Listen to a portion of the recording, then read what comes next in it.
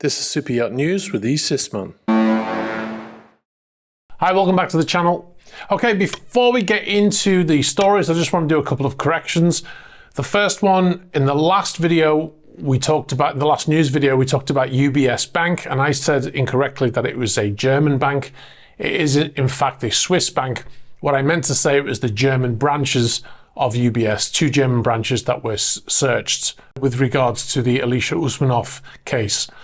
Other thing I said in the last video is that Marc Chagall was a Russian artist, and quite a few people said that he was French.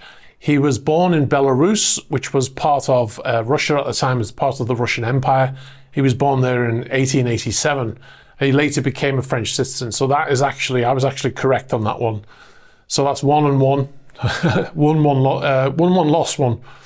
All right, so on to the first story. We were tracking motor yacht Andromeda as she headed across the world, basically. She went from Victoria in the Seychelles to Darwin in Australia. And we, in a previous video, we talked about the distance that she traveled. And she had actually traveled 4,534 nautical miles. I'll put the stuff on the screen here.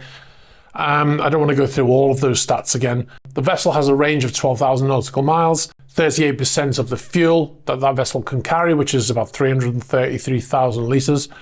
And the cost of that was about $177,156. That was to get it from Seychelles to Darwin.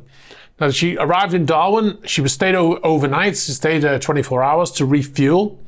And then she left. And she went to Papeete, which is in Tahiti. So on that next trip, she did another 4,772 nautical miles, which is 8,837 kilometers, or 5,491 miles. I worked out the prices of how much it costs for the vessel to get there. You have to remember these are approximate prices. I don't know the price of fuel in Darwin, the price of marine fuel, and I don't know exactly. Obviously, I'm working out based on the range of 12,000 nautical miles. So the vessel would have used 39% of a full tank, if you like. And approximate price of that would have been $181,818. And that's 129,870 litres of fuel. Okay, the total distance that the vessel's traveled from the Seychelles to Papeete is 9,306 nautical miles, which is 10,700 normal miles, or 17,200 kilometers. And the total price for fuel for both legs is $358,974. So a fair amount of money, eh? For a trip halfway around the world. The vessel, as I said, is in Papeete. You can see the pictures here I got from a subscriber when the vessel arrived in that location. All right, so we'll move on. A few people contacted me about a story on the BBC, a written story, and there's also a video to go with it. And this is about motor yacht Amodea. It's not just about that, but it's about the whole super yacht thing. A few people contacted me saying that they clearly had been watching the channel, which I agree with. The reason why I brought it up is because there's some information in the video. They've also put a short version of it on YouTube. I'll put a link so you can go watch it. And in the written article, there's something that Andrew Adams says. He's the director of the US Kleptocapture Task Force, which is a cool title. He says that when Amodea left Antigua to go to across the Pacific, that the vessel, he said it became critical that they catch this vessel because the vessel turned off its transponder. We saw it scrambling out of waters where we would normally be able to seize it. It became critical when it turned off its transponder. Essentially, the boat tried to go dark. But that didn't happen. Now, what did happen is, on the day of the invasion of Ukraine, 24th of February, Amodea was in Antigua, which we didn't know at the time, but what we did know is that the vessel had turned off her AIS transmitter. We later found out that she was in Antigua by subscribers who sent in photographs to us, so we knew that the vessel was there. Now, this is not unusual for this boat. This is before any sanctions and stuff. I often saw this vessel in different shipyards or marinas, like in Antibes Marina, and the AIS was turned off. Now, that is allowed by the International Maritime Organization. You only have to have your AIS on when you're at sea or at anchor. So they weren't breaking any rules there. But they did turn off the AIS a lot, which is unusual, but it's not illegal. When they left Antigua, however, the AIS came back on. Now, he says in that story that the vessel, it became critical to capture this vessel because they were trying to go dark, but that is not the case. I've actually got screen grabs here I went through all my videos today when I was talking about the transit of this vessel, and I collected all of the screen grabs that I had from back then, and you can see them. I'll put them on the screen here while I'm talking so you can see them. You can see that I traced it to the Panama Canal. It went through Panama, it went up to Mexico. Couldn't find the one from when it left Panama Canal and went up to Mexico for some reason. I looked for a long time, but then you can see I've got one of it crossing over right in the middle of the Pacific there. And then I've got one of it, I've tracked it going right into Fiji. And if you watch the videos at the time, you'll know that we tracked it pretty much the whole way, as you can see from those things. So that I have satellite tracking, so I'm able to track them in real time. And at no point did that boat turn off its AIS as it crossed over. Maybe you think that's a small point, but I think it is quite relevant because it's kind of used as a reason why it was so critical, and it just wasn't the case. So anyway, yeah, a little bit disappointed by the BBC there, because they've clearly the person who wrote it actually wrote on Twitter that he's been spent the last couple of months researching for these stories, and I can't imagine anybody would research this subject without coming across our channel. So it's a little bit disappointing that I never heard from them.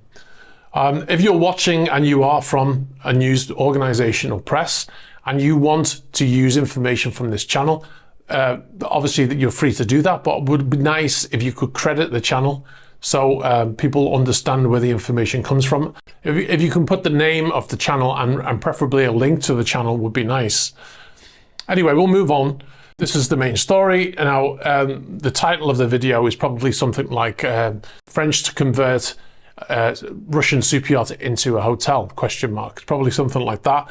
Now, this is based on a story from Bloomberg, and basically there's a petition in France on a government website. Somebody set up a petition to convert the yacht Amore Vero, which is owned by Igor Sechin, allegedly. They want to convert it into a hotel for Ukrainian refugees. This story it's an interesting story. It's more of a symbolic. If they did it, it would be more symbolic than anything else, because the vessel is designed to carry maybe 12, 14 guests. It's a big vessel, of course, for what it is, but it is not a big vessel in terms of how many rooms it has, how many the facilities it has for people. Yes, you can put people in living areas and on decks and stuff like that, and you can put lots of beds in there, but there would not be enough washing facilities. Who's going to cook for them? The galley's not big enough to cook for 150 people, etc. So it's more of a symbolic gesture than an actual gesture, and to pay money to convert it to become something like that, that money would be better spent building a hotel from the ground up, right? Because the amount of money that you would have to put into that boat, and at the same time you would devalue that boat.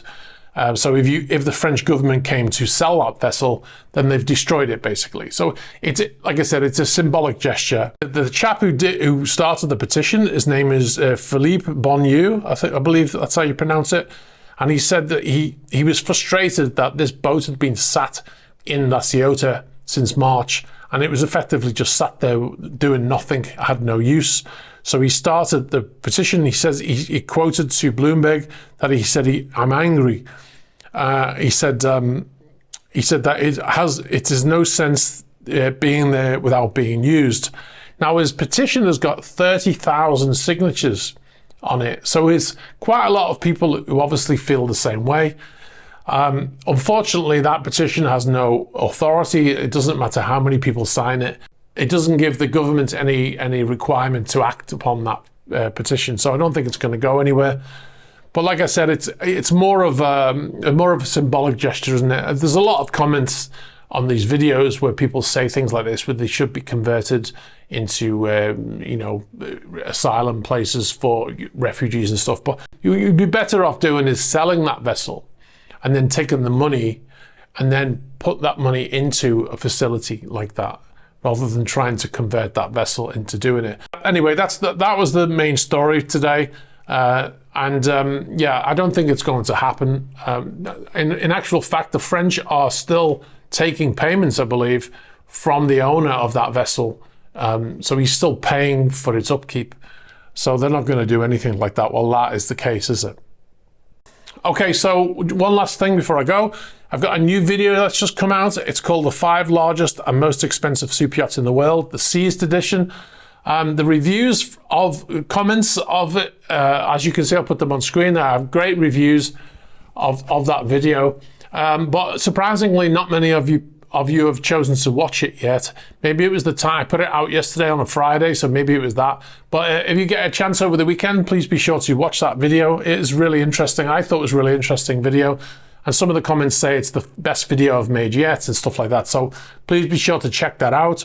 Also, we have a Patreon page now. So if you're interested in supporting the channel and you want to see exclusive videos or access to early release of the videos with no adverts on, be sure to go over to Patreon and check us out. And we also have a new channel. It's called 3 Minutes of Maritime. It's just basically what it says on the tin. It's 3 minutes of almost accidents or actual accidents or maritime events happening in real time. Be sure to check that out. I'll put links to this below and in the corner and all that kind of stuff.